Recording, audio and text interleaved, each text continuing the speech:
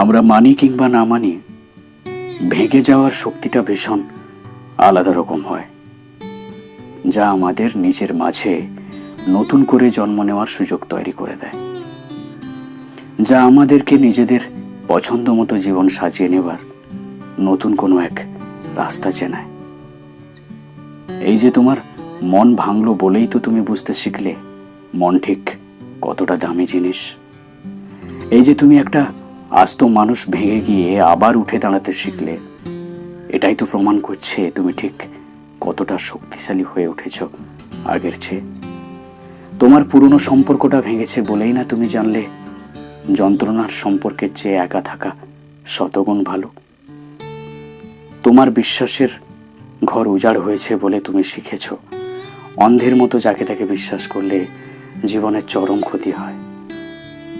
তোমার সবচেয়ে প্রিয় মানুষটা হারিয়েছে বলেই তুমি বুঝতে শিখেছ জীবন কোনো কিছু ছাড়াও চলে যায়। তোমার পছন্দের জিনিসটা খুঁজে পাচ্ছ না, আর সেইটার কারণেই তুমি বুঝতে শিখেছ পৃথিবীতে পছন্দের জিনিস ছাড়াও বেঁচে থাকা অনেকটা সুন্দর। তখন আর হারানোর ভয় থাকে না। ভেঙে যাওয়াটা ভীষণ সুন্দর একটা বিষয়। মানা কঠিন, কিন্তু ফলাফল চমৎকার। না ভাঙলে পুরনো আমিকে বদলে নতুন করে গড়া যায় না।